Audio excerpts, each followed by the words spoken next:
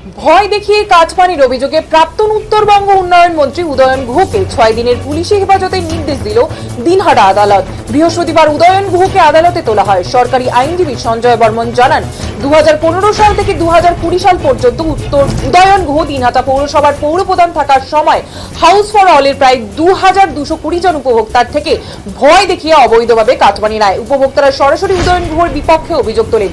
অভিযোগ, এভাবে প্রায় 4 কোটি টাকার উপর কাটমানি আদায় করা হয়েছিল। আইনজীবী আরো জানান, 2021 সালের পর উত্তরবঙ্গ উন্নয়ন মন্ত্রী থাকার সময় উদয়ন গুহর মদতেই অবৈধভাবে বিল্ডিং প্ল্যান পাস করানো হয়েছিল দিনহাটা পৌরসভার থেকে। সেই তদন্ত বর্তমানে চলছে। এদিন দিনহাটার তার বিরুদ্ধে জনরোষ ছিল চোখে পড়ার মতো। নিজেকে দিনহাটার শাহিনশা মনে করা তৃণমূল নেতা উদয়ন গুহের উপরে এদিন বর্ষিত হলো একের পর এক ডিম। এই ডিমের মধ্য দিয়ে এই তৃণমূল নেতার প্রতি নিজেদের ক্ষোভ ঘৃণা উগরে দিল দিনহাটাবাসী।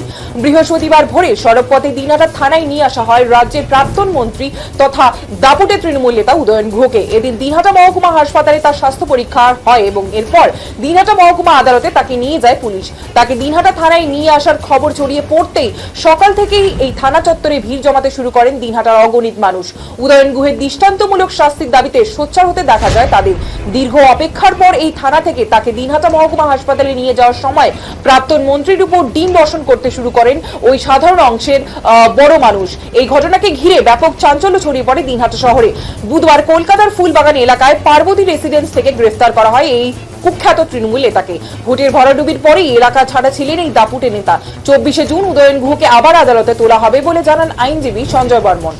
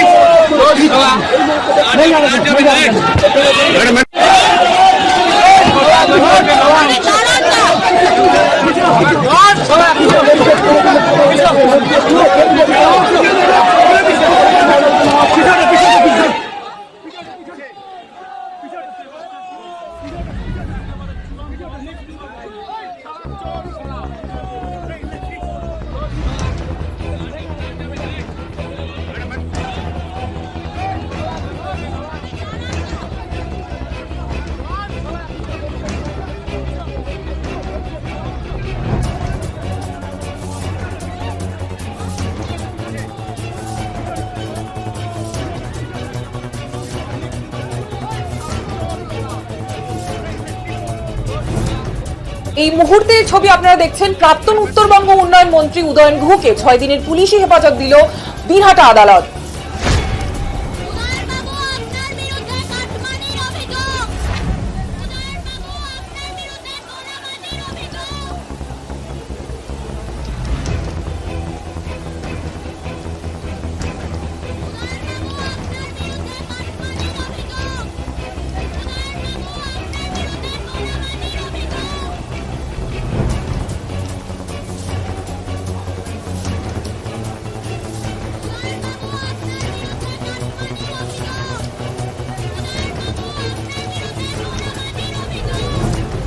ভয় দেখিয়ে কাটমানির অভিযোগে প্রাক্তন উত্তরবঙ্গ উন্নয়ন মন্ত্রীকে উদয়ন গুহকে 6 দিনের পুলিশি হেফাজতে নির্দেশ দিল দিনহাটা আদালত। এই মুহূর্তের ছবি আপনারা দেখছেন। উদয়ন গুহকে পুলিশি হেফাজতে নিয়ে যাওয়া হলো।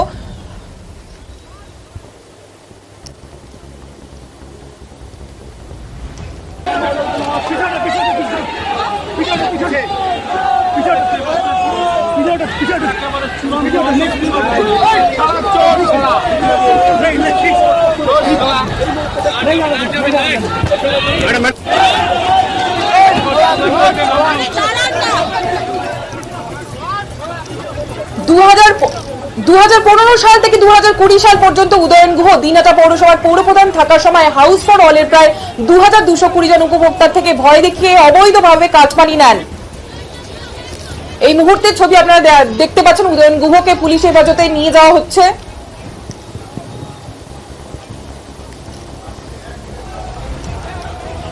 এভাবে প্রায় 4 কোটি টাকার উপর কাটমানি আদায় করা হয়েছিল। আইনজীবী আরো জানান 2021 সালের পর উত্তরবঙ্গ উন্নয়ন মন্ত্রী থাকার সময় উদয়ন গুহর মদতেই অবৈধভাবে বিল্ডিং প্ল্যান পাস করানো হয়েছিল দিনহাটা পৌরসভার থেকে। সেই তদন্তও কিন্তু এখনো চলছে। এই মুহূর্তে কিন্তু দিনহাটায় তিনি জনরোষের মুখে পড়ে গেছেন, আমরা দেখতে পাচ্ছি।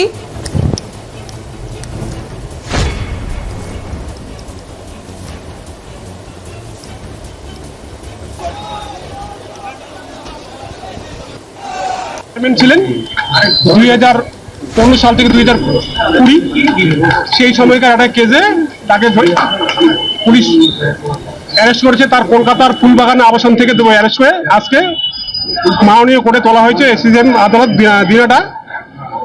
তার বিরুদ্ধে অভিযোগ ছিল ওই সেই সময়কার যে এই মানে ওইকার সেকশনে যে ঘর হয়, আরবান ডেভেলপমেন্টের যে ঘরগুলো হয় পাকা ঘর, সেটার জন্য অ্যালটমেন্ট ছিল হলো সরকারি টাকা যে অ্যালটমেন্ট হয়েছিল 3,68,000 টাকা করে। সেটাতে সেন্ট্রাল গভর্নমেন্টের কন্ট্রিবিউশন ছিল এবং রাজ্য সরকারের কন্ট্রিবিউশন, দুজনের কন্ট্রিবিউশন ছিল। সেখানে বেনিফিশিয়ারির কাছে ব্যাংক অ্যাকাউন্টে 25,000 টাকা রাখতে হতো এবং সেটাতে ইলিগাল ভাবে সেই 25,000 টাকা এবং আরো তাদের গায়ে অতিরিক্ত 18,000-20,000 টাকা করে নেওয়া হতো। এরকম 2,220 জনের কাছ থেকে টাকা নেওয়া হয়েছে।